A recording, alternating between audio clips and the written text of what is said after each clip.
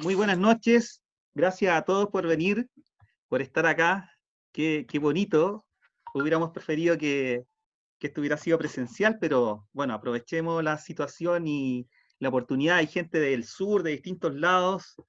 eh, Así que muchas gracias por estar en esta tarde de viernes un poco helada.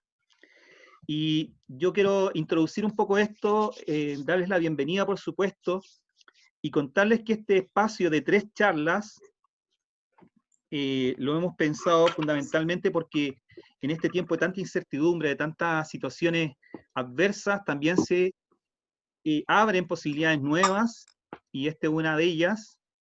Y bueno, atendiendo un poco a las necesidades que veíamos de las familias, de nuestro colegio, Michelangelo, y de otros colegios amigos, o de la gente en general que pregunta por la pedagogía Waldorf y de qué se trata esto, quisimos abrir con estas 3 charlas que en realidad van a continuar después con otras que ya informaremos oportunamente, pero en una primera mirada, digamos, vamos a tener estas 3 charlas, que estamos muy contentos porque en general se habla harto de pedagogía Waldorf, de las cosas que se hacen en la pedagogía Waldorf, pero no cuáles son sus fundamentos y de qué se trata.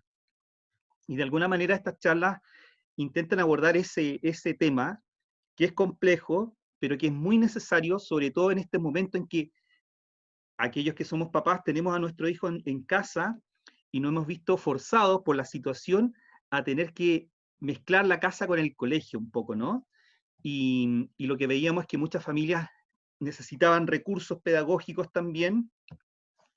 Algunos entendieron que la cosa no era tan fácil, digamos, que tenía ciertas complejidades, y también surgió el anhelo y la necesidad de entender de qué es lo que estábamos haciendo. Y entonces tenemos la oportunidad de escuchar a Mónica Oliva, profesora del Colegio Michelangelo de la enseñanza media, eh, en, este, en, este primer, en esta primera charla que va a abordar este tema con su óptica.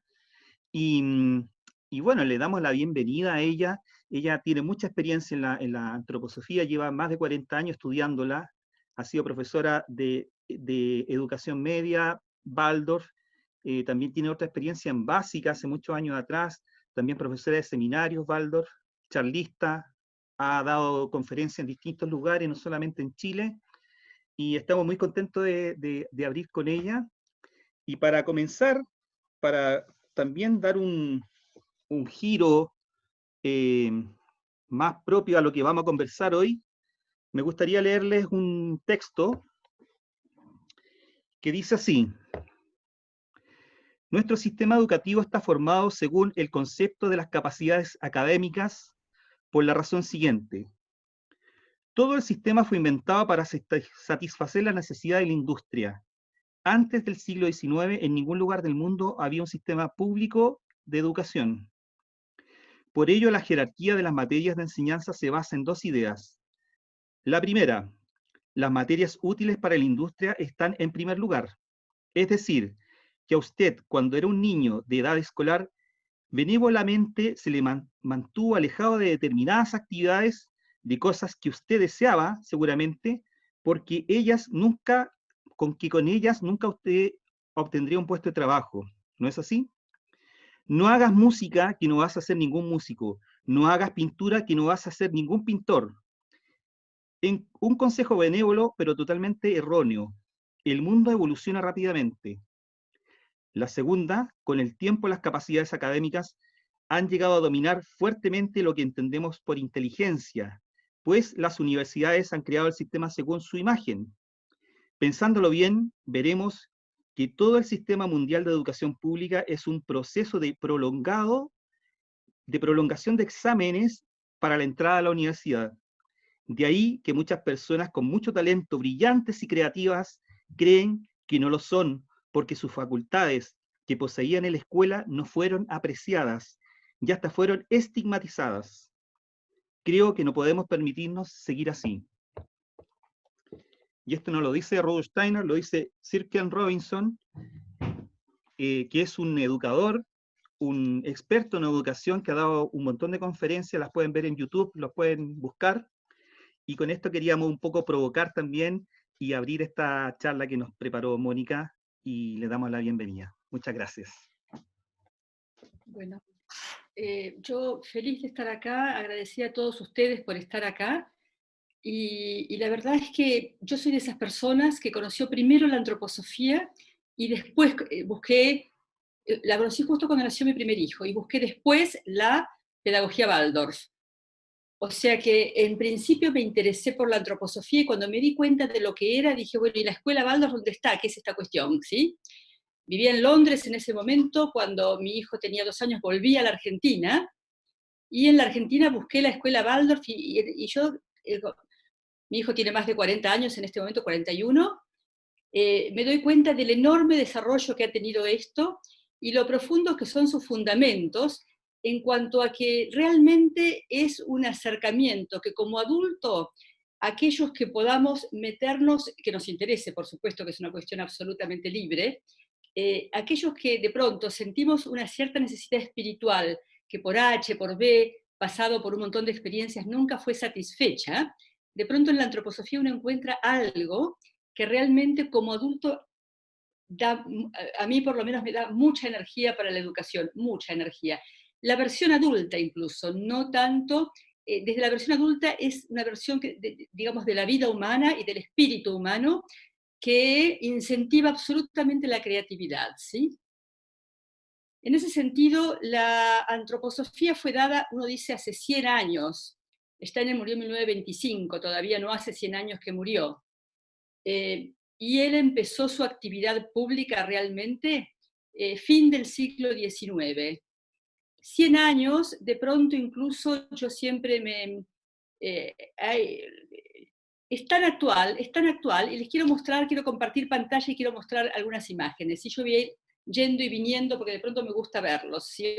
A los de ustedes que pueda ver en esto. Pero quiero compartir pantalla en principio. Pero quiero decir una cosa, el que tenga preguntas, si las puede escribir por chat, se van a ir recopilando las preguntas y luego, bueno, no sé, un poco como venga el tiempo, vamos a ver si hay tiempo de contestar algunas o que alguien las va a agrupar por temáticas, como para intensificar ciertas temáticas, ¿sí?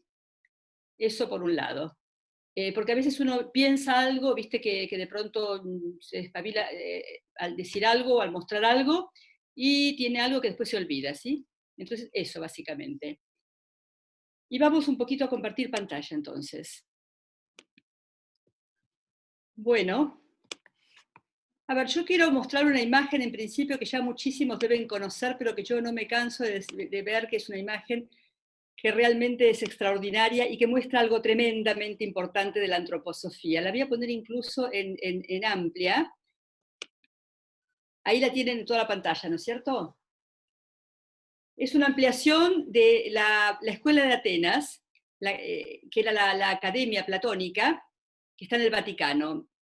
Y acá en el centro tenemos a estos dos hombres. Hay pocos seres humanos en la historia que han sido, digamos, tan perdurables en la memoria cultural de la humanidad. 2300 años llevan, pronto 2400. Voy a mandar el agua. Déjame solo.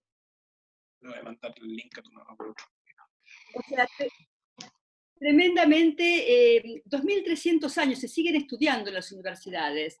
Platón y Aristóteles, de una manera muy impresionantemente polar, porque este Platón, el viejo, de alguna manera son opuestos en el siguiente sentido. Él señala para arriba y dice, el mundo, la idea viene de allá arriba, lo que vemos acá abajo son solamente cosas particulares de lo general. Allá está como el arquitecto, el que tiene la idea. Y la cosa está en el misterio del tiempo, lleva el Timeo en sus brazos, bajo su brazo, vestido de rojo, descalzo y pisando la tierra. Y al lado tenemos a Aristóteles, su alumno, que frente a en toda la academia platónica, Platón decía que Aristóteles era la cabeza de todo. Sin Aristóteles era imposible nada. Y todos los demás alumnos formaban todos juntos el cuerpo. Este Aristóteles lleva en sus brazos la Ética, uno de sus libros fundamentales, y señala así claramente con este gesto acá. Él le dice, allá está la cosa. Él había estado unos cuantos años en Egipto y era un iniciado egipcio en los templos egipcios. Él ya no, y él le dice, yo no veo aquello que decís vos, está acá la cosa. Y es en ese momento cuando el hombre pierde la guía de los dioses que todavía se percibía en los platónicos, que de alguna manera se pierde la capacidad del comportamiento humano guiado por los dioses, y hace falta empezar a pensar qué está bien, qué está mal, lo ético, ¿no es cierto? E incluso sus vestimentas, él es rojo, es del lado de los colores que están antes del sol, antes de la luz, y él es azul, los colores que están después de la luz. O sea, este hombre que está hacia arriba, unido al mundo espiritual, y este otro hombre que está realmente diciendo, yo voy a ser fiel a mi experiencia, yo ya no capto lo que tú me dices.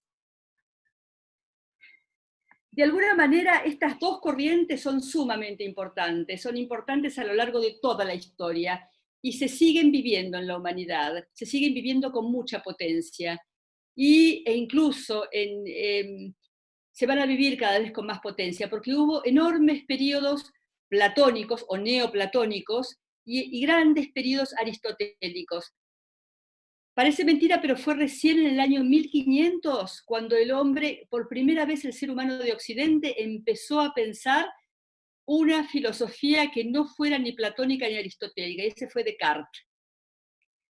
Antes solamente se repensaba el platonismo o el aristotelismo. Y de alguna manera se fueron como pasando la cubeta de uno a otro, y vamos a ver que en los últimos siglos de historia, desde el siglo XIX, realmente la corriente aristotélica ha sido absolutamente predominante. Uno podría decir de alguna manera, y ahora voy a ir a esto, yo a veces me salteo cosas porque quiero hablar de una manera y está puesto de otra en esto, ¿no? En esto del PowerPoint. Yo hice acá un esquemita. Si ustedes se fijan, a fin del siglo XIX, hay una especie de ascenso absoluto del materialismo. Básicamente, ahora vamos a ver por qué. La filosofía de Immanuel Kant dice que el hombre solamente puede pensar lo que le dan sus sentidos, lo que perciben a través de sus sentidos, y aquello que la matemática da como certeza. Yo no voy a justificar ninguno de esos postulados en estos momentos, pero esa justificación de este filósofo alemán de la época de la Revolución Francesa le da así toda la carretera amplia para circular y potenciarse el materialismo, que hasta ese momento era retro-Satanás para la Iglesia. ¿Qué es esto? ¿Qué es esto de la cosa de la sensorialidad? Y él justifica que el hombre puede adquirir certeza en este ámbito, en el ámbito material. Por otra parte, estamos hablando de fin del siglo XIX, esto viene después de las grandes revoluciones, ¿no? La política en Francia, la económica en Inglaterra y la cultural en Alemania. Vamos a ver que tiene en ese momento hay una potente influencia del espiritualismo también, porque llega por primera vez a Europa el orientalismo. Esto llega a través de la líder de la Sociedad Teosófica, que había viajado varias veces a Oriente, y llega el espiritualismo. Esto es algo muy importante, el espiritualismo oriental. Y en el ambiente cultural europeo se desarrolla un enorme interés en esto. En este medio está Steiner. Steiner está vivenciando claramente estas dos cosas. El espiritualismo es tan potente en este momento, porque está el contraste entre estas dos tendencias. El mundo es solo material, el mundo es solo espiritual.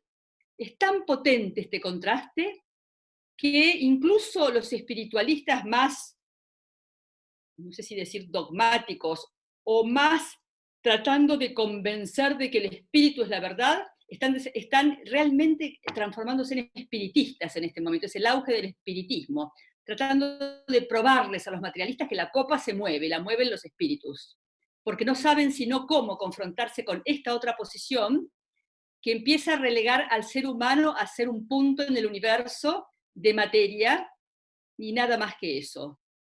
Este contraste es muy fuerte y Steiner está ahí en el medio, en un tiempo en que esta posición va a derivar en la mitad del siglo siguiente, a la bomba atómica, a un lugar absolutamente extremo, donde se llega a la igualdad entre energía y materia, y a una gran velocidad, bueno, Einstein, en esa igualdad se llega a producir la posibilidad de la destrucción de la humanidad.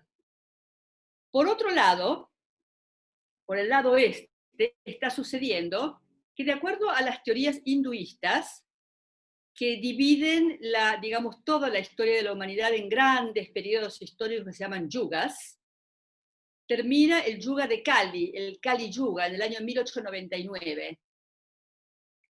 Y esto significa que se abre de vuelta la posibilidad de la luz, de llegar a un lugar de luz, de mayor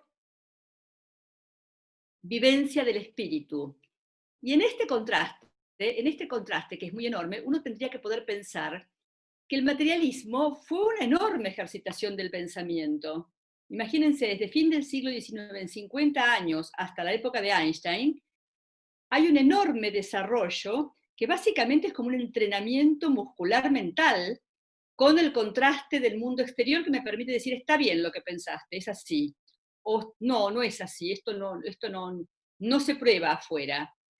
Toda esa prueba exterior es una especie de entrenamiento enorme del pensamiento. Y la pregunta es, si es que los hindúes tenían razón, que este gran entrenamiento que nos llevó a este caos que comienza en la mitad del siglo XX, si este gran caos que comienza acá con la posibilidad de nuestra destrucción,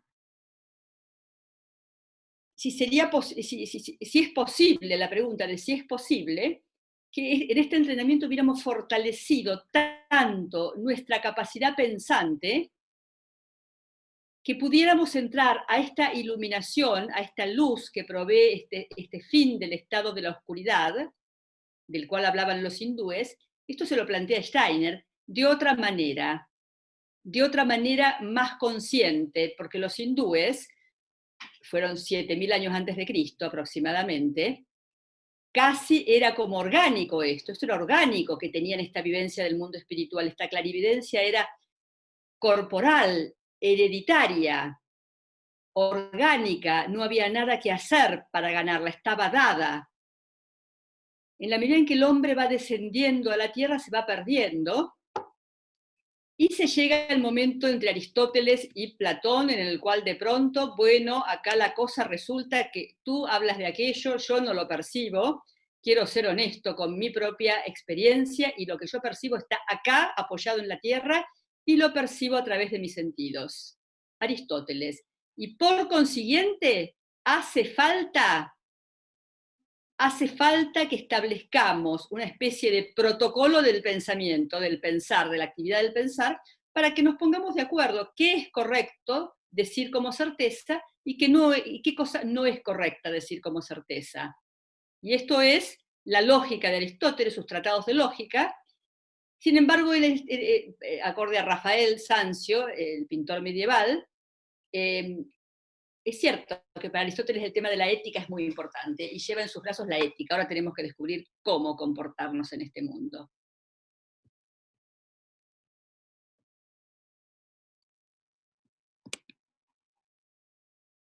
Steiner en este momento, en otro momento podríamos hablar más de la vida de Steiner, que es una vida realmente apasionante, pero yo quiero entrar más en el tema de la antroposofía que en la vida misma de Steiner, que de por sí es un temazo. Quiero plantear que él, por ejemplo, solamente como ejemplo, cuando era estudiante de la escuela secundaria, o sea, tenía 15 años más o menos, encuentra en una librería en Alemania, o en Austria, él iba al colegio en Austria en ese momento, lo que hoy es Austria, encuentra un librito de Kant, La crítica a la razón pura. Y tenía un profesor de historia muy aburrido y él dice que corta el libro, lo intercala, y el profesor leía la lección, y entonces él lee La crítica a la razón pura. Leído este libro, que hay que realmente enfrentarse, aunque sea una vez, una horita a él, para darse cuenta cómo puede ser que un pibe de 14 años pudiera leerlo en clase, en una clase aburrida, y concentrarse en esto, porque realmente hay que ponerse un casco para leer a Kant y aprender a haber concentrado la atención de una manera absoluta, ¿no? porque es totalmente lógico, y de acuerdo a Steiner, erróneo. Porque ¿qué es lo que critica? La razón pura. ¿Qué es la razón pura? Esa razón que no se apoya en los sentidos ni en el razonamiento matemático como única fuente. Él dice que la matemática también es razón pura. Ahí es certeza, puede ser certeza, pero no así en las ciencias humanas, que ahora quedan absolutamente relegadas al plano de la religión, lógicamente, con la lógica alemana. Antes había estado el experimentalismo inglés, pero a los alemanes no les bastaba solamente la experiencia exterior. Hacía falta probarlo mentalmente, y en una cosa bastante retorcida, que no voy a entrar ahora, es muy interesante. Steiner lo primero que hace es discutir a Kant en su libro de filosofía, llamado La filosofía de la libertad. 33 años de Rudolf Steiner en este momento. 1895, publicado por primera vez, doctor en filosofía, con una tesis acerca de un filósofo alemán, Fichte, que se llama Verdad y Ciencia. ¿Cómo se llama? La Academia Alemana tiene la virtud de permitir una cosa mucho más flexible que nosotros. Y uno se puede hacer su propia ensalada, a su propio gusto. Y eso es súper bueno porque permite mucho más flexibilidad. Acá uno se encuadra, y lo sé por experiencia. Yo soy arquitecta de primera profesión y nunca pude cambiar, ni en Chile ni en la Argentina, a otra línea, digamos a una línea humanística, porque me siento mucho más ligada a lo humanístico, apreciando enormemente la arquitectura, y lo pude hacer en una universidad alemana. Ellos me aceptaron, porque ellos consideran que son renacentistas, el ser humano tiene muchas capacidades, no una sola, en nuestra época fundamentalmente. Steiner acá escribe muy fiel, digamos, a toda su época, y a lo que significa,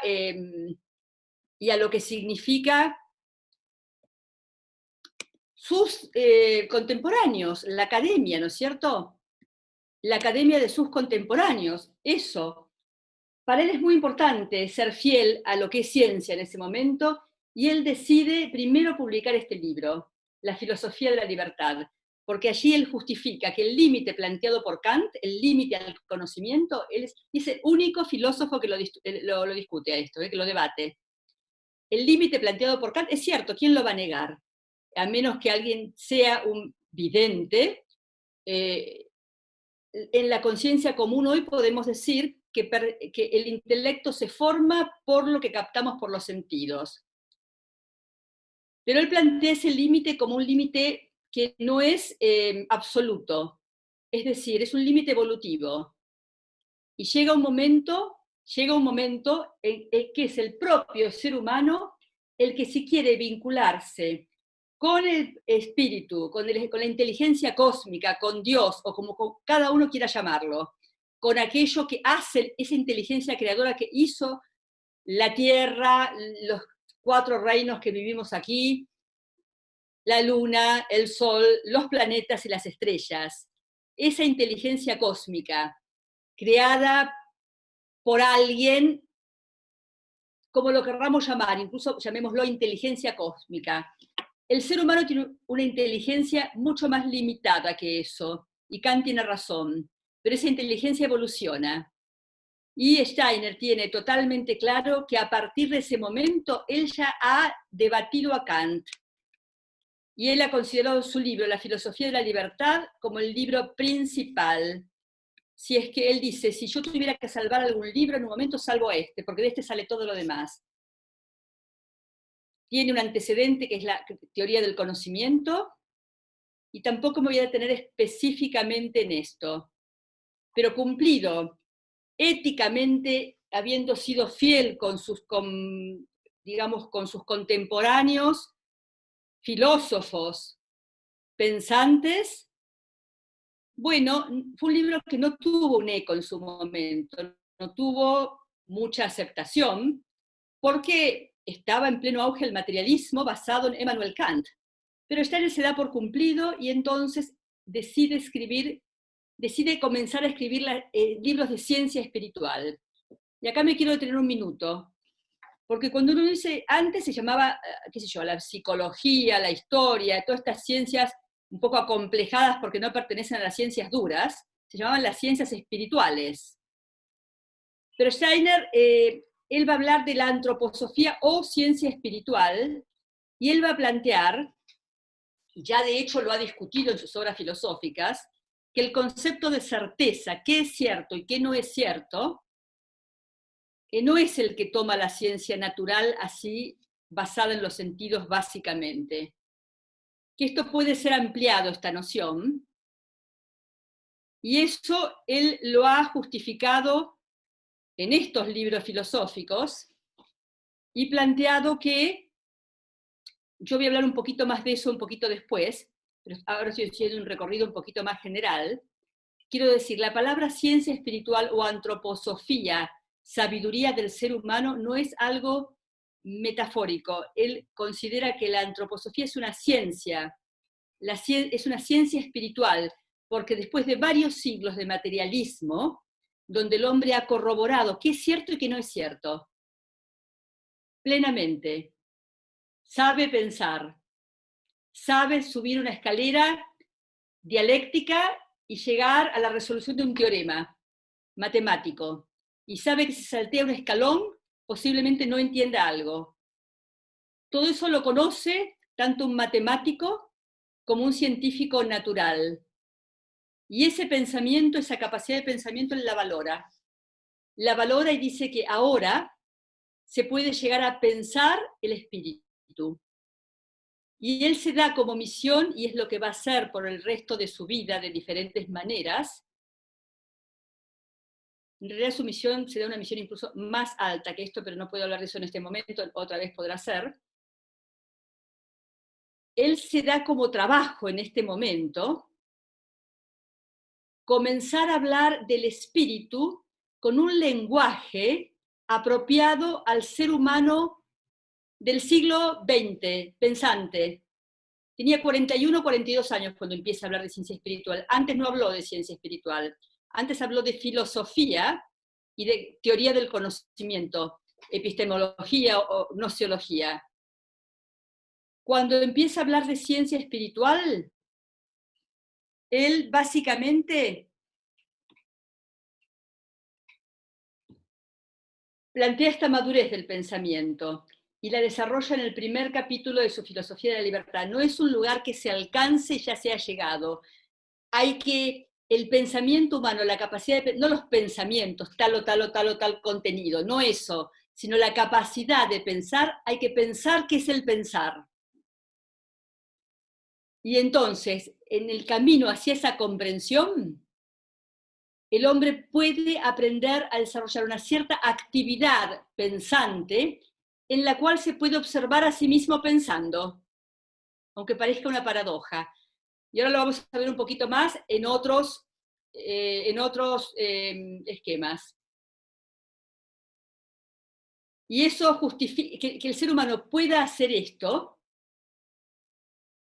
es lo que le da a él la posibilidad de hablar de ciencia espiritual, y él muy al final de su vida va a contar, y porque se lo preguntan y le piden que escriba una biografía, que él siempre habla desde la experiencia, y que él es un ser humano que tenía ciertas capacidades, como quieran ser llamadas, videntes, clarividentes, pero nunca las usa así para decirle a alguien, te veo el aura, jamás. Él las usa para explicar que hay un camino hacia ese otro mundo, hacia el mundo del espíritu. Porque somos seres espirituales los seres humanos, que estamos pasando por una experiencia terrenal en la cual, para fortalecernos y para adquirir individualidad, hemos perdido ese contacto con los dioses que tenían los griegos y todos los seres humanos anteriores a nosotros. Y podemos recuperarla. Ahora voy a volver a estos temas, pero quiero contarles así algo muy breve también.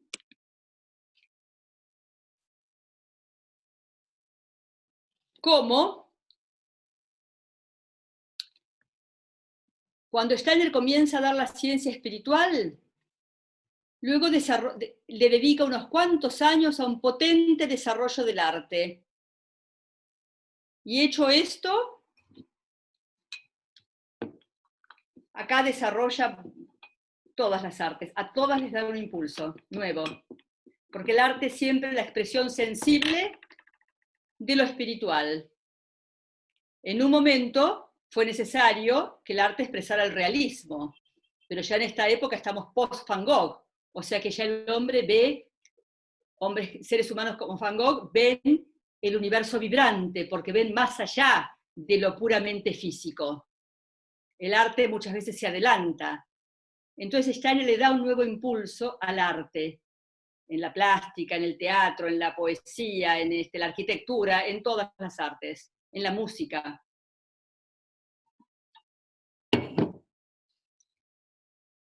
Y los últimos años de su vida,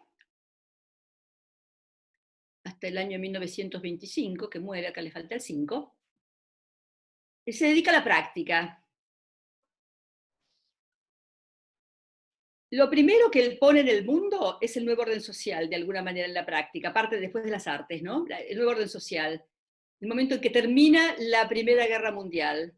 Son todos temas que se podrían desplegar y que en esta especie de introducción que estamos haciendo queremos desplegar.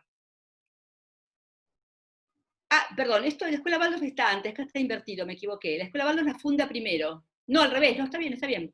Primero da el nuevo orden social.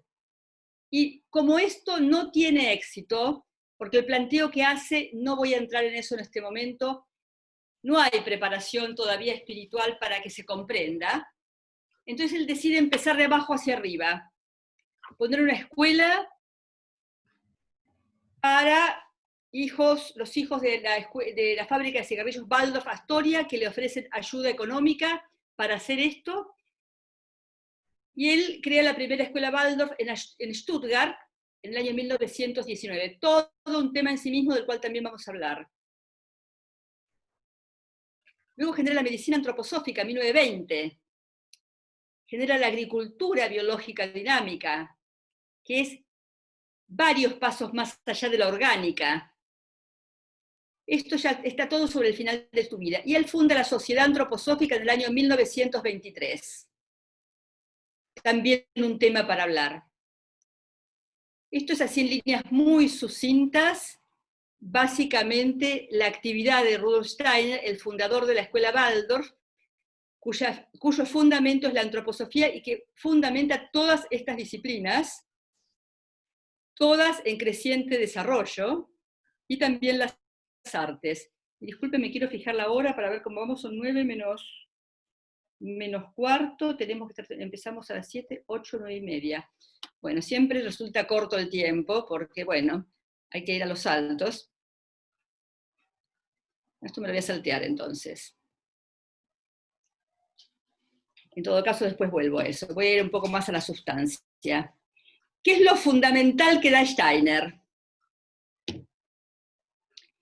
Desde el principio de la historia de la humanidad, la tríada es absolutamente fundamental. Todas las culturas antiguas, y yo acá pongo imágenes solamente de dos, los hindúes. Acá tenemos Brahma, Shiva y Vishnu, el dios que encarna, por ejemplo, en Krishna. El padre, la madre y el hijo.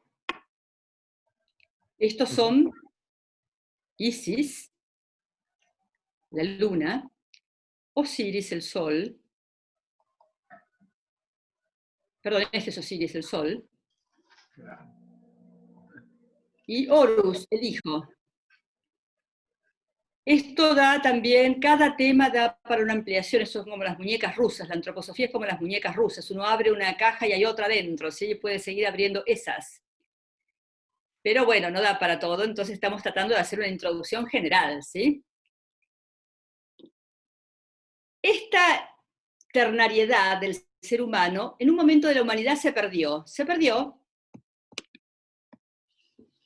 y resulta que el hombre, incluso si yo ahora a los que no conocen nada de antroposofía, les preguntara qué diferencia hay entre, digamos, si hablamos de un hombre ternario, en que el hombre está constituido por cuerpo, alma y espíritu, qué diferencia hay entre alma y espíritu no sería tan fácil de ser dicha.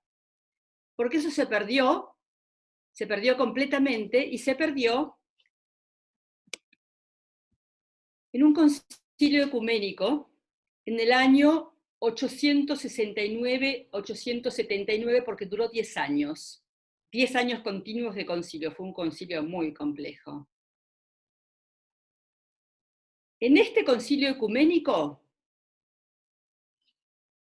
se declaró anatema y persígase, anatemícese a todo aquel que siga hablando de la dicotomía del alma, llámese alma y espíritu, o dos almas.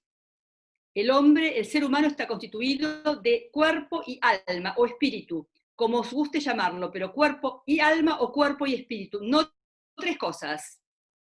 Y quien propugne la teoría de las dos almas no coincide con el dogma de la Iglesia Católica. Esto está en la letra pequeña de este concilio. Yo lo podría leer, el canon, creo que es el canon 8, si no me equivoco, lo podría leer, pero no lo voy a hacer porque, bueno, el que está interesado lo puede buscar.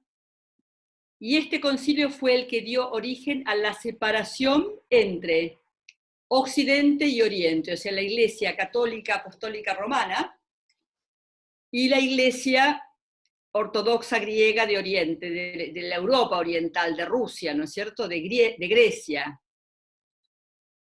Y vamos a ver que acá se asienta definitivamente algo que no fue tan fácil de ser conquistado, que fue que Occidente a partir de ahora ya regía, porque en realidad el llegar a este lugar de crisis, donde se elimina el hombre ternario y se establece como dogma la idea del hombre binario, esta situación ya venía por varios siglos, las cosas demoran en producirse, pero la verticalidad papal, el papa como la figura central que decide en forma absolutamente vertical, se formó en el año 500, pero acá se asienta completamente, versus Oriente, que tiene una especie de colegiado de patriarcas.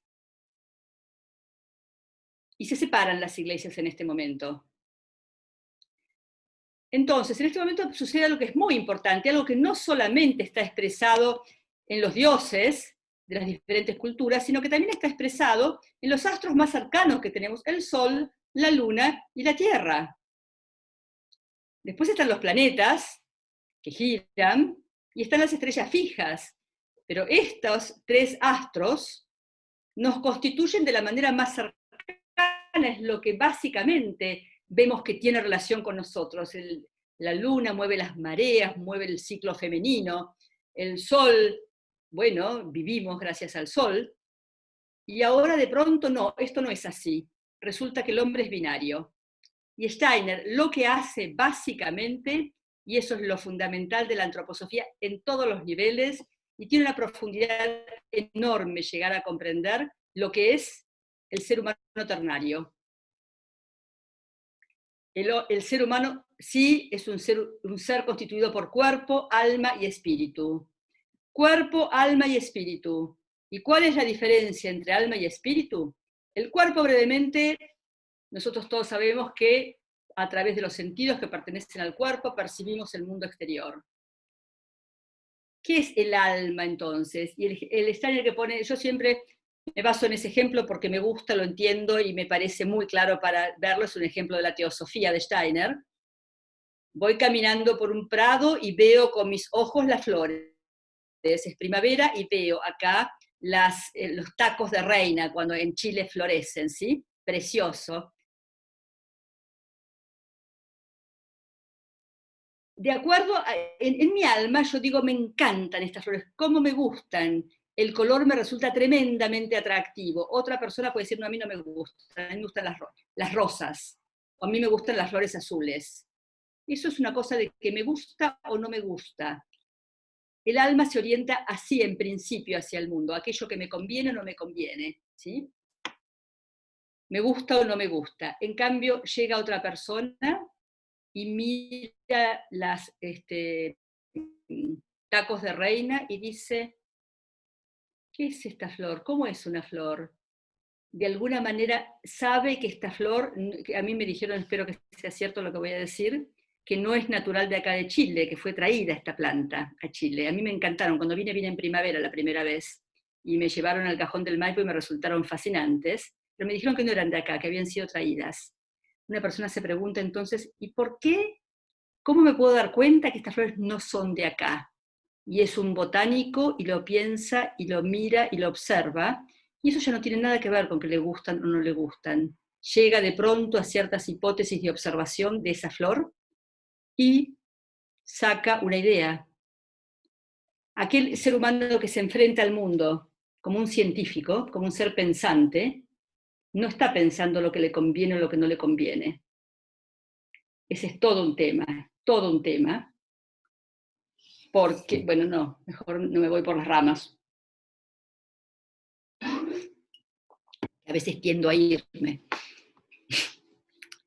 Entonces, cuerpo, alma y espíritu. El alma haciendo, en realidad podría haberlo dibujado como así, ¿no? Arriba y abajo. Este es una especie de dibujo que tiene que ver con el hombre de Le Corbusier, pero el hombre de Le Corbusier tiene un brazo levantado, pero el otro no lo tiene totalmente para abajo, entonces decidí hacerlo así, además no me entraba en la hoja. Pero el alma tiende tanto hacia el cuerpo, el alma más primitiva solamente quiere alimentarse y gozar de la vida. El alma más, en la medida en que evoluciona y que es más fina, que tiene una captación, que quiere tener una captación más profunda del mundo, intensifica su pensamiento. Entonces puede tender hacia más arriba, hacia el espíritu, o hacia más abajo, el cuerpo. Ambas influencias son necesarias, pero el ser humano, de alguna manera, de acuerdo a Steiner, evoluciona en regiones sucesivas de su alma, que no son lugares estancos que empiezan y terminan, sino que se interactúan, pero que incluso en la historia las diferentes culturas han ido desarrollando diferentes estadios del alma. Así tenemos acá un dibujo de Steiner. Steiner dibujaba pizarrones, muy hermoso siempre. Acá tenemos un pizarrón de Steiner donde él dibuja lo que él llama las 3 regiones del alma, porque él después va a decir que el cuerpo tiene 3 regiones: cabeza, tronco, extremidades y abdomen. También va a decir que el alma tiene 3 facultades anímicas: pensamos, sentimos y tenemos impulsos de voluntad. Y el espíritu tiene 3 estados de conciencia. Hay una conciencia despierta, hay una conciencia, semiconciencia podríamos llamarla, de sueño, y hay un estado de conciencia en el cual dormimos profundamente y no sabemos nada de lo que nos pasa. Estos son estados de conciencia espirituales. Estas son facultades anímicas del alma, y estas son regiones corporales que, bueno, se podría hablar de todas estas etapas, de profundizarlas. Porque, bueno, entre paréntesis les digo que Steiner escribió 6 o 7 obras básicas, menos, incluso 5, podría decir, fundamentales, al principio de su vida, después escribió algunas más, como libros, y dio 6.000 conferencias. O sea, todo esto es lo que fundamenta la medicina, la agricultura biológico-dinámica, todo, porque está todo desarrollado a un nivel científico, muy potente. Solamente les quiero poner el ejemplo del alma, donde él dice, la región más primitiva del alma, es hace mucho tiempo, él dice que el pueblo más así, claro, de estos, los egipcios, donde el espíritu estaba mezclado en la tierra, o sea que el egipcio cuando veía a Isis y a Osiris en la luna y el sol, porque estaba acá, estaba en la tierra. Pero ahora de pronto el espíritu se empieza a alejar del ser humano, porque el ser humano tiene que hacer su camino, así como los adolescentes en un momento parten del hogar, ¿sí? Esto rojo es el espíritu, lo otro es la tierra. Hay un momento en Grecia y Roma, poco después de Platón y Aristóteles, donde se aparece un evento, que es el evento de Cristo, que se ponga, cada uno como se ponga frente a ese evento, como cristiano, o judío, o ateo, o agnóstico, fue un evento que marcó el mundo, de alguna manera, marcó el mundo y lo sigue marcando incluso en la cronología, ¿no es cierto? Él dice que acá empieza a surgir claramente el yo en este momento. Ya incluso en el momento de Platón, Aristóteles, lentamente el yo humano individual, esa entidad individual que nos diferencia de cualquier otro, eso que nos hace absolutamente ser únicos, ser como una especie en nuestro ser humano. Y ahora tenemos, por eso acá está el espíritu puesto acá en la cruz, porque de alguna manera el hombre empieza a quedar en este momento en Roma desnudo de espíritu, por eso hay tanta corrupción en Roma. Pierde todo lo que tenía en las culturas anteriores, y en Roma hay misterios perversos, goces, sádicos, masoquistas en los circos, etc. Y el ser humano empieza a estar muy perdido, y algunos encuentran, en Occidente estoy hablando, un apoyo en esta religión que empieza a surgir alrededor del Cristo. Y él dice que en las etapas posteriores, nuestra época, esto rojo es el espíritu, y el espíritu solamente va a inundar la tierra de vuelta si emana de algunos seres individuales. Ya no nos va a ser más dado así como en esta época, ni así como en esta época. Incluso el cristianismo de iglesia es propiamente de la época greco-romana medieval, porque acá puede existir una espiritualidad potente y tiene que surgir desde el ser humano individual, libre de pertenecer a una religión o no pertenecer, pero de buscar su propio camino entre el bien y el mal, que es lo que habitualmente, digamos, guían las religiones, por sí mismo, desde sí mismo, en absoluta libertad. Y son las 3 etapas del alma, que yo no les voy a poner nombre en este momento, pero esta es la que estamos viviendo en este momento. Y así como tenemos esto, en las culturas antiguas aparece el cristianismo. Lo tendría que haber puesto antes acá, pero no importa, lo puse después. Que por otra parte es el misterio, exactamente como lo planteaba acá: Sol, Luna y Tierra, Horus la Tierra, Osiris el Sol, Isis la Luna. Es también el misterio de la Trinidad cósmica, es el varón, o sea, el Padre, el Dios Padre, el Hijo y el Espíritu Santo encarnado en el ser femenino. No es casual que en este momento haya una tercera o cuarta ola o no sé cuál de feminismo, que tiene sus virtudes y sus defectos, que clama por una mayor consideración del ser femenino. Y cuando hablo de ser femenino no hablo ni de varones ni de mujeres, porque a mí este dibujo me gusta mucho, porque está expresando acá el misterio central de la vida humana, que es la pareja y el hijo, hecho por el cual estamos en la tierra. Acá hay gente de muy diferentes niveles y yo no conozco a todos. Yo espero no estar yendo muy rápido para aquellos que no conocen nada de antroposofía, aquellos padres que son muy nuevos.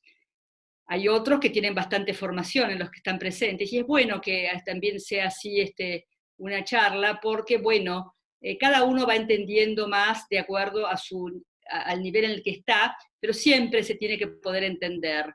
Así que si hay alguna duda urgente que no se puede esperar hasta el final, me la pueden hacer ahora. 3 almas, profundizar, solo ahí me perdí, perfecto, me voy a esa. Sí, el tema de las almas da para muchísimo, todo un ciclo de historia da, ¿sí?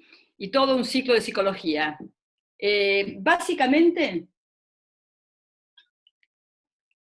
si me pueden entender así globalmente, el ser humano desciende en una parábola descendente desciende hacia la Tierra.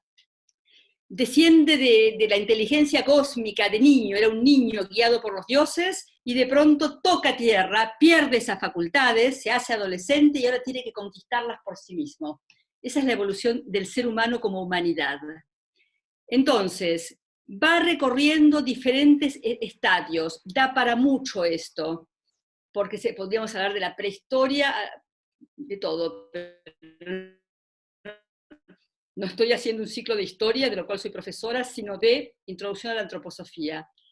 La misma historia o historiografía a partir de Egipto, porque bueno, a partir de ahí se considera historia, vamos a ver que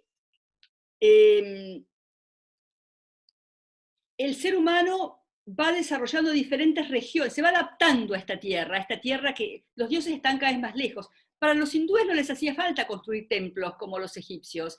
Ellos, hay tantos dioses como hogares, en cada hogar hay un templo, al árbol que tienen ahí cerca, todos vivencian el espíritu. En la medida en que el espíritu se empieza a alejar, empieza una región del alma que tiene que encontrarlo, pero está todavía acá, pero hay que ir al templo para encontrarlo. Luego viene una época más racional, más pensante, qué sé yo, cuando se pasa en Grecia de la mitología a la filosofía no es lo mismo que esta zona, es otra cosa, se pasó nada menos que de la mitología a la filosofía expresa, es un síntoma de la evolución del alma humana.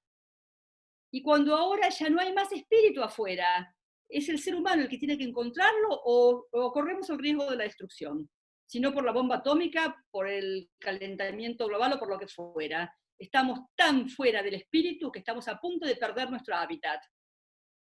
Son regiones. No les quiero poner nombre en este momento porque no los quiero confundir a los nuevos, pero esto da para mucho. Es toda la historia de Steiner, la forma de enseñar la historia de Steiner, no a los chicos, pero a los adultos se basa en esto.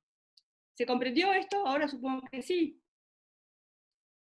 Primeras nociones para poder comprender, para poder seguir, ¿sí? Vamos a este otro esquema. Yo acá dibujé a un pequeño ser humano, imaginándome la cosa en la cual se encontraba Steiner, como una especie de doble remolino. Por un lado, este misticismo, buscando el espiritismo y toda esta cosa ahí, ¿no es cierto?, de que se mueva la mesa de tres patas, a ver si se mueve la copa para que me crean que el espíritu existe, ¿sí? Espiritismo pleno en esa época, ¿viste? Fin del siglo XIX. Y por otro lado, las ciencias naturales limitando absolutamente, y todavía en auge, porque siempre el pensamiento propone algo y demora varios siglos hasta que un nuevo pensamiento entra. Por eso la antroposofía todavía cuesta que entre en el mundo, pero está entrando, porque es obvio que necesitamos otro tipo de pensar. Y acá este hombrecito en este remolino, digamos acá, y el hombre de vida interior más profunda no le gusta ni esto ni esto. No quiere volarse en un misticismo así perdido y suelto. Tampoco quiere meterse en esto es todo lo que hay, señores, ¿sí?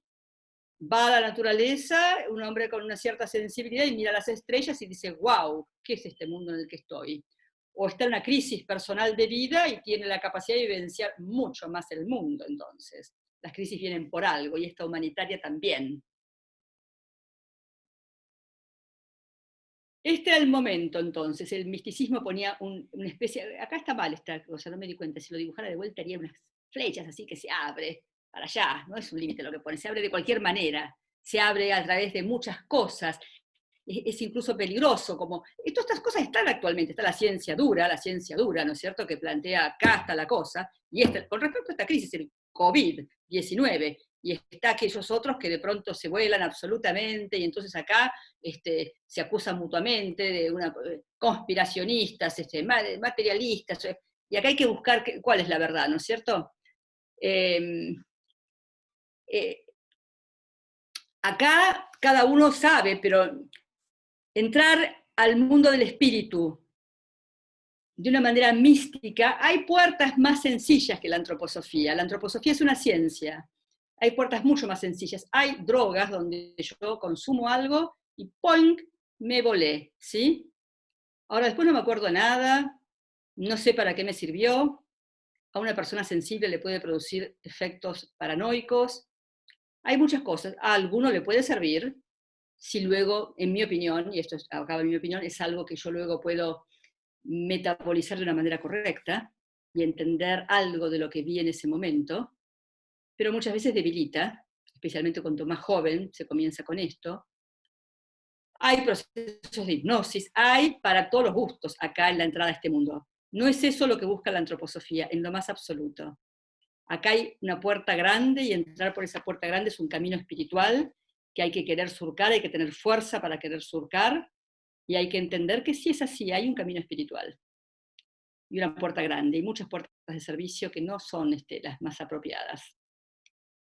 Porque a nadie le sirve que yo vea algo en este momento, si yo no sé explicar qué es lo que veo y cómo puedes llegar tú, el otro, eventualmente.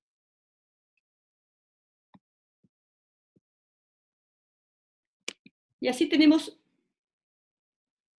las facultades humanas, hablamos del alma, 3 facultades, pero 2 opuestas, el pensar y la voluntad. El pensar nos puede conducir hacia la ciencia espiritual, hacia el estudio de la antroposofía, que es el primer paso. Hay un peligro grande. El intelecto humano es una espada de doble filo. Eso se plantea en la primera página del Apocalipsis de Juan. Entonces también, incluso en contenidos espirituales, podemos caer en un intelecto muy, muy frío. Y por eso es que a veces por este medio no es tan fácil hablar de estas cosas. Una abstracción absoluta, una especie de juego intelectual, y a veces cuando es entre conceptos espirituales podría llegar a ser peor, que es cuando es con conceptos, digamos, físicos. Y la voluntad, que nos puede conducir a la acción. Ahora, la voluntad, en este mundo no falta voluntad. Falta voluntad espiritual que quiera dirigirse hacia el pensar, pero hay una voluntad que nos lleva hacia un eficientismo empresarial absoluto. No es esta la voluntad que hace falta, esto es la parte caída.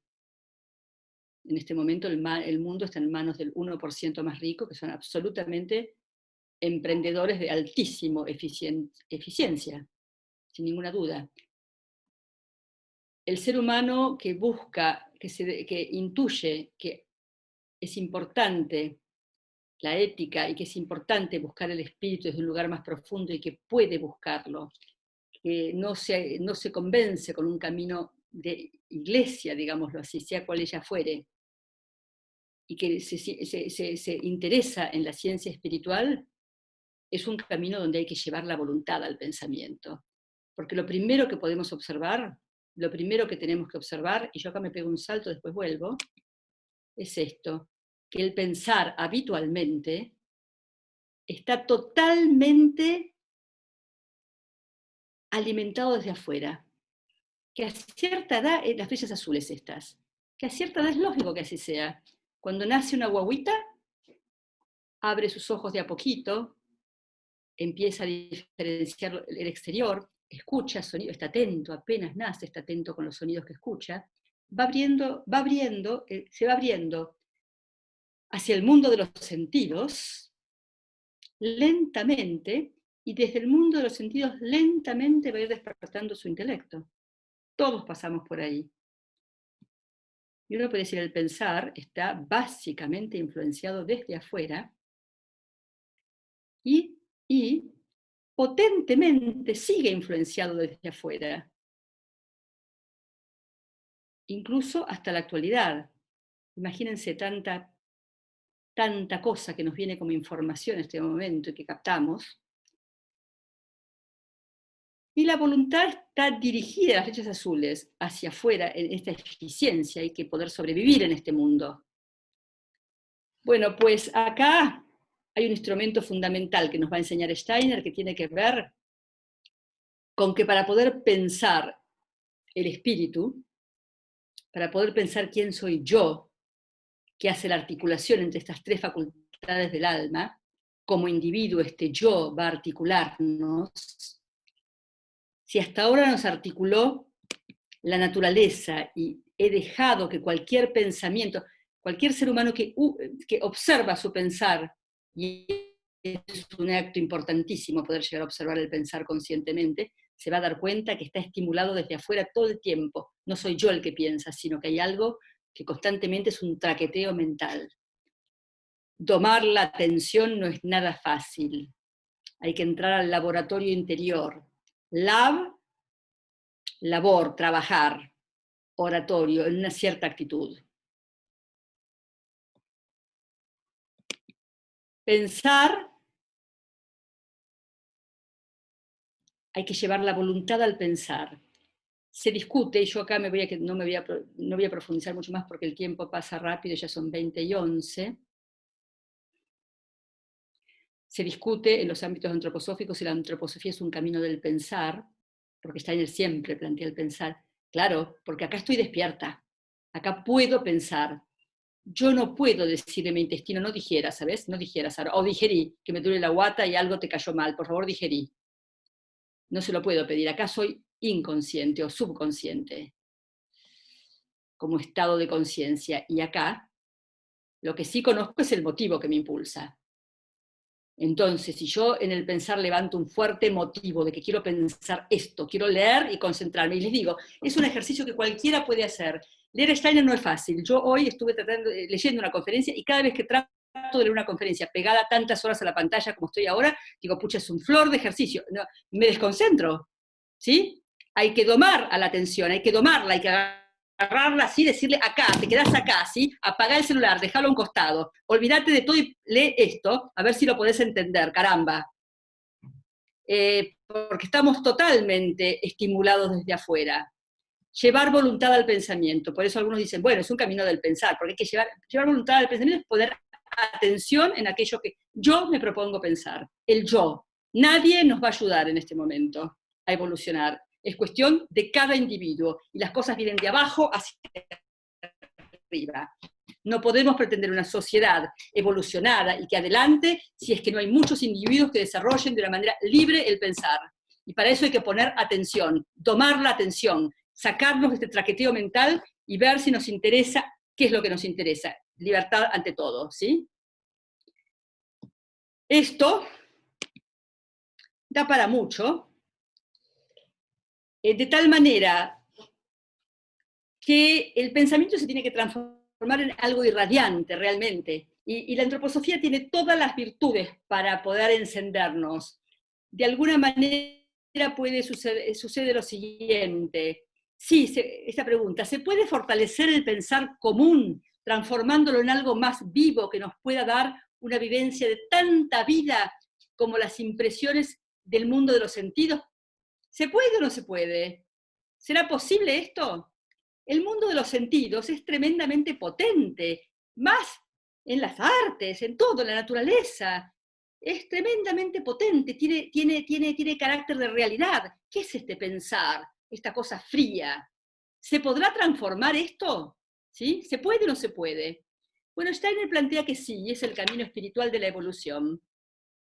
Y lo puede encarar cada ser humano por sí mismo. Es una especie de entrenamiento muscular, pero no de los músculos. Hay que ejercitarlo. El pensar, si no se ejercita y yo dejo que se me piense, que me den desde afuera siempre todo lo que tengo que pensar, caramba, voy perdiendo capacidades, no ganando capacidades. Solo yo me puedo llevar a ganar capacidades y ascender desde este ego que nos está sumiendo a todos, y que es normal tener, todos lo tenemos, estamos pasando por ese periodo, pero la capacidad de sacrificarlo, o ir sacrificándolo en partes, eso es la antroposofía, es esa enseñanza para el mundo moderno, para llegar al yo, ¿sí? Para llegar al yo que puede ascender hacia el yo superior o como lo quieran llamar, pero en principio para ofrecerse en servicio hacia esta tierra que miren cómo estamos. Hace falta seres humanos individuales, este es el punto. Y acá, ya pronto a terminar,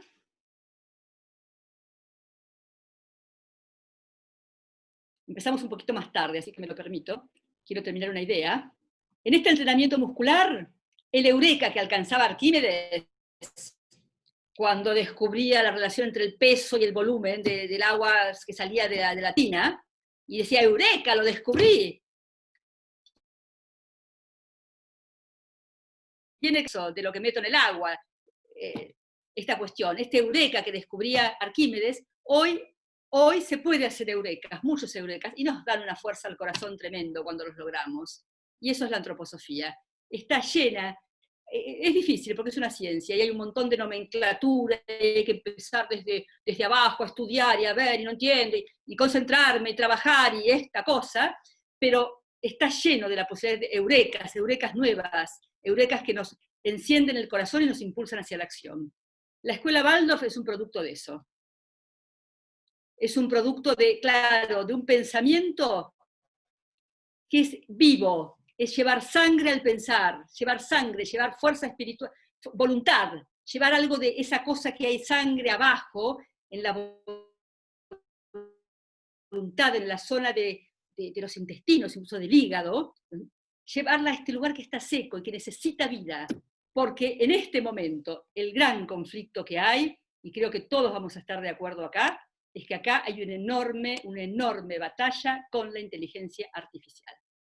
¿La antroposofía hoy tiene algo que decir al respecto?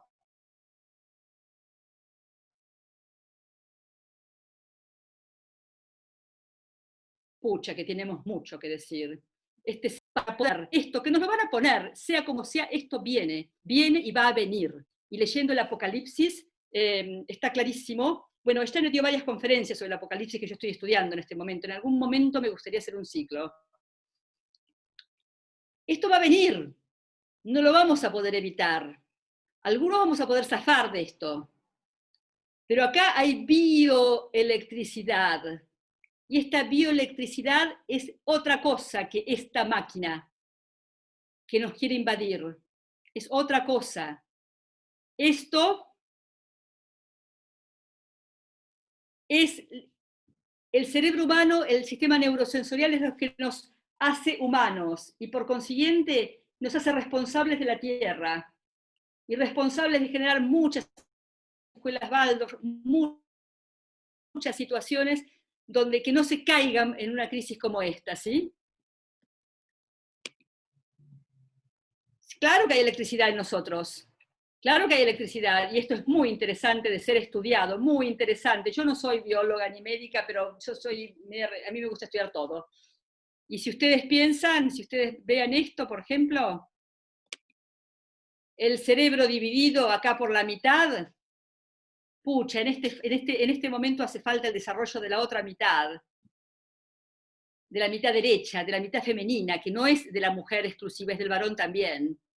Ahora, y yendo al principio y pegándome un salto gigante, de alguna manera varones o mujeres tienen que entrar de vuelta al platónico, que no es enemigo del aristotélico, en lo más absoluto, son muy amigos. Aristóteles y Platón son íntimos amigos, maestro y discípulo. Y ahora ya el mundo necesita de otro tipo de pensamiento, de un pensamiento que se dé cuenta que todo lo que hay en el mundo surge de una idea que viene de las estrellas, viene del sol, viene de mucho más alto que nosotros, y que sí podemos captarlo. Y por favor, eso es la antroposofía y hay mucho respaldo de eso y cada vez más vivencia práctica de esto en el mundo.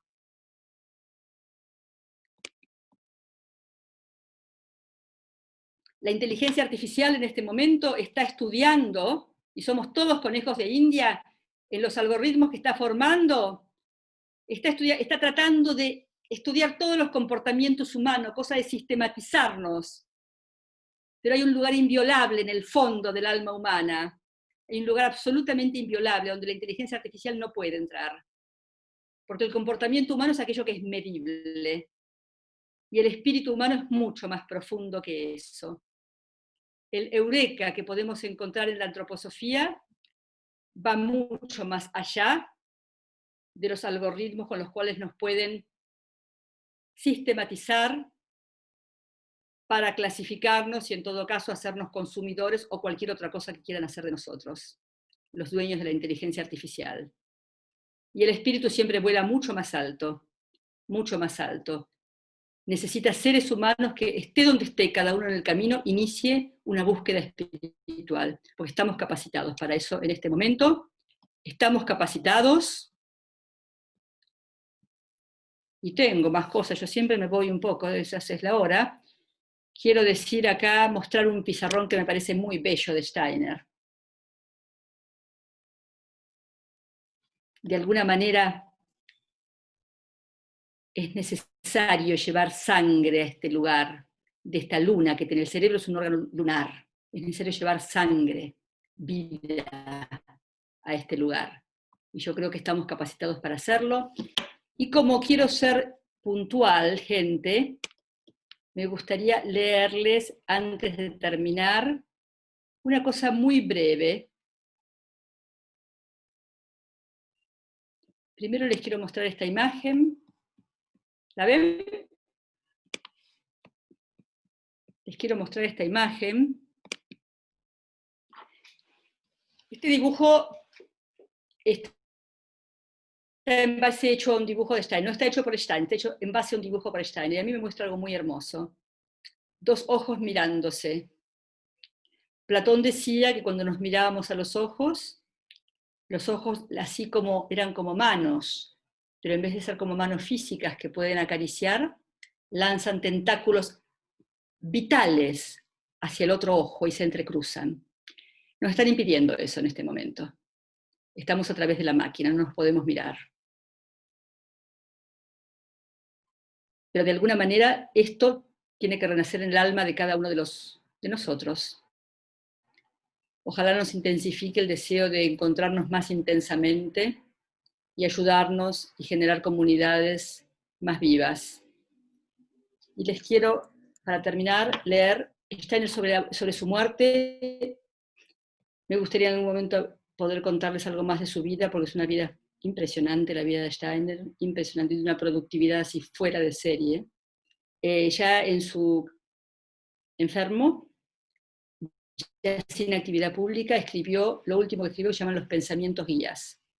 Le quiero leer el tercero. Dice así: hay seres humanos que creen que con los límites de la percepción sensorial también están dados los límites de todo el conocimiento. Si ellos observasen cómo se hacen conscientes de estos límites, también descubrirían en esta conciencia las facultades para cruzar esos límites. El pez nada hasta el límite del agua, pero tiene que retroceder, porque le faltan los órganos físicos para vivir fuera del agua. El ser humano llega al límite de la percepción sensorial. Él puede reconocer que en el camino hasta allí se le han desarrollado las fuerzas psíquicas para vivir con el alma en el elemento que la percepción sensorial no abarca.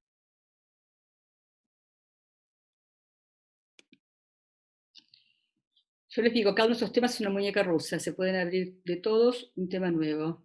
Yo traté de hacer una introducción pensando mucho en los nuevos, pero también pensando en los viejos, en aquellas cosas que siempre viene bien revisar para ver qué es lo que tiene que uno entrar, ¿no? No sé, yo estoy abierta a las preguntas. Tenemos todavía 5 minutos en el horario exacto, pero como empezamos 10 minutos más tarde, si quieren podrían ser 15. Plantear algunas preguntas, si les parece.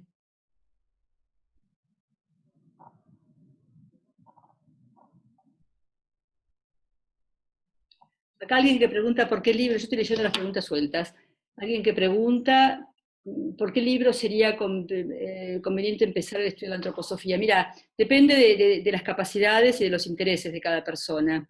Si es una persona con conocimiento filosófico, que le interesa la filosofía de la libertad, bajo todo punto de vista. Si es una persona que no le interesa, la palabra filosófica a veces no es tan fácil, ¿eh? Uno puede perderse en la primera página. Pero Steiner es mucho más sencillo, no sé si decirlo así, es mucho más claro que otros autores. Yo desde Steiner, cuando entré a Hegel, me volví loca y logré penetrar, pero porque había leído Steiner. Pero si no les gusta la filosofía, por la teosofía. Es una obra básica fundamental, donde el primer capítulo es una prueba, hay una montaña que escalar porque es pura nomenclatura. Pero como en toda ciencia hace falta lo nomenclatural. No sé si respondo a esa pregunta, son las dos obras. Y también, la nociología no diría, porque es difícil, es anterior, la escribió a los 24 años. Pero si a alguien le gusta la filosofía, que entre por la filosofía de libertad, que después vaya a la nociología y la teosofía. La educación del niño a la luz de la antroposofía también es una... Sí, yo creo que sí.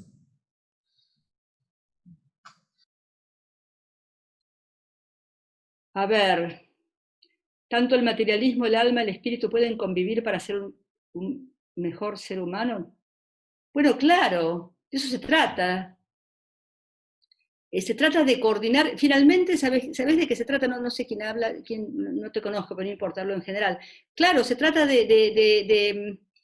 estamos en la Tierra, Steiner plantea que somos seres espirituales, que por un tema evolutivo tenemos que pasar por una experiencia de pérdida absoluta del espíritu, justamente para recuperarlo, como el adolescente, que de pronto tiene que encontrar su propia vida, ¿viste? Los dioses nos dejaron, y es terrible que la Tierra esté en manos nuestras, está en manos nuestras, somos libres, la libertad es lo esencial, y claro que es posible, y es el hecho de que cada ser humano logre una chispa pensante, que logre entusiasmarse con algo, lograda la experiencia. Hay muchas personas que de pronto toda su vida buscaron un camino espiritual y no lo encuentran. Ya los dogmas de las iglesias no les sirven. El ateísmo es más bien una postura. El agnosticismo, bueno, pero hay algo que busca lo espiritual porque somos seres espirituales. Y claro, si es una especie de cuerda floja entre el cuerpo y el espíritu, no estamos... Los miembros espirituales falta todavía para que los desarrollemos evolutivamente. Estamos caminando en una cuerda floja buscando el equilibrio constante. Pero la Tierra depende de nosotros. Y sí que podemos lograr ser seres humanos mejores. Y hay muchos aportes para hacer. Muchos aportes para hacer.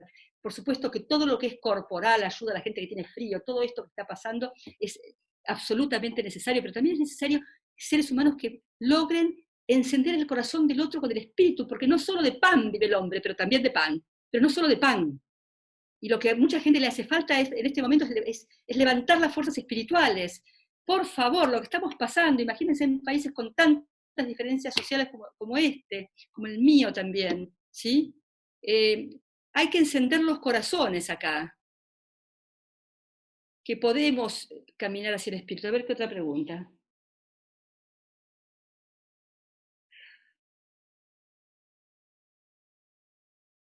Yo sugiero, para partir de lo que se llama nociología, o teoría de antroposofía, introducción. Sí, bueno, hay muchos libros para partir. A ver qué más.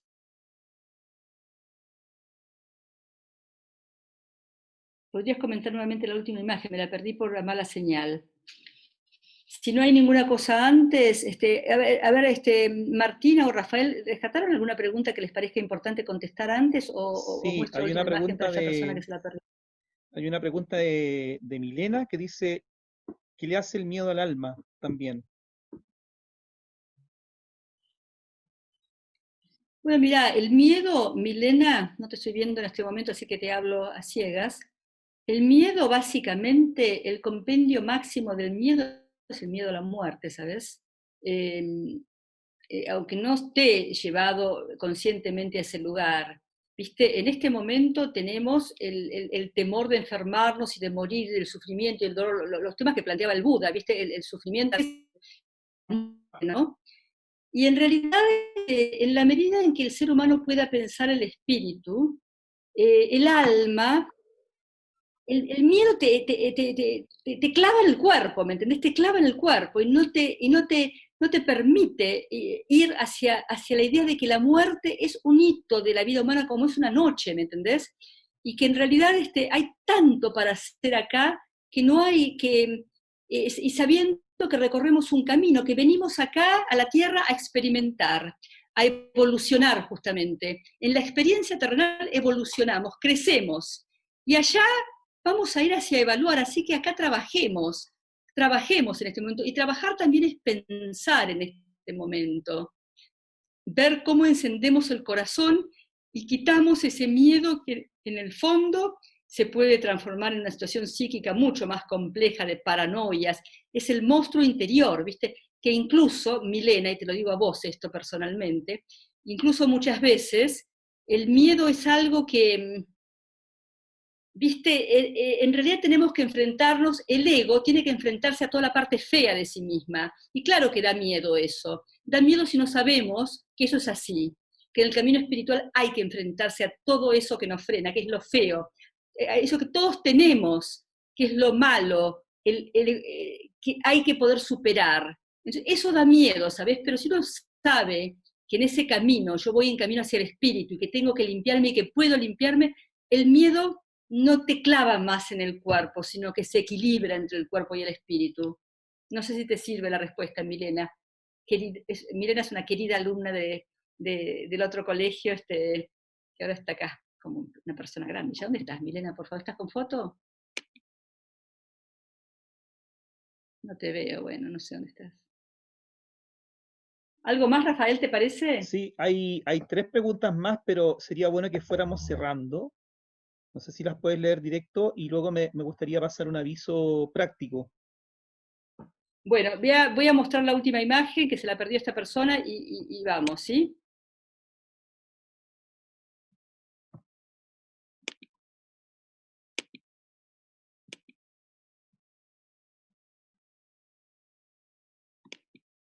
Esta imagen mostré.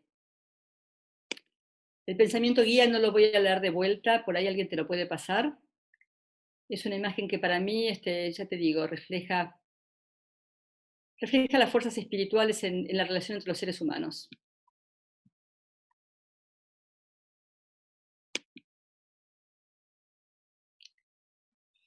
Bueno, muchísimas gracias a todos y eso, muy agradecida de que estén acá. Rafael. Sí, sí, reiterar el agradecimiento. Es muy importante que nos podamos encontrar, aunque sea así, en torno a estos temas. Y es muy bonito además porque hay gente del colegio y hay gente de otros lados y eso es muy significativo, muy diverso. Y solamente quería decirles que por una cuestión práctica, las personas que están inscritas les vamos a mandar un correo para ratificar que siguen en la próxima reunión y en la siguiente, en la próxima charla, digo, y en la siguiente. Pero como tuvimos muy poco tiempo para promover esto lo estamos promoviendo hace una semana y ya tenemos casi 100 personas, entonces vamos a tener que hacer ese procedimiento, ustedes nos responden, en fin, e inviten a más gente porque como les contábamos, estas son 3 charlas iniciales y luego hay un montón de otras ideas que se pueden desprender y lo que queremos es justamente como abrir estos temas. Hay un montón de preguntas que yo veo que están ahí apareciendo y tal vez en ese espacio podemos ir contestándolas, ¿ya? Entonces les va a llegar un correo, mantengámonos comunicados, les vamos informando de lo que va pasando y muchas gracias por estar y por acompañarnos y por seguir. Y disculpen que no, imposible responder todas las preguntas, pero bueno, gracias y al colegio nos vienen muy bien los fondos porque estamos, como todos los colegios, en situación de crisis, ¿sí? Así que realmente agradecida a todos.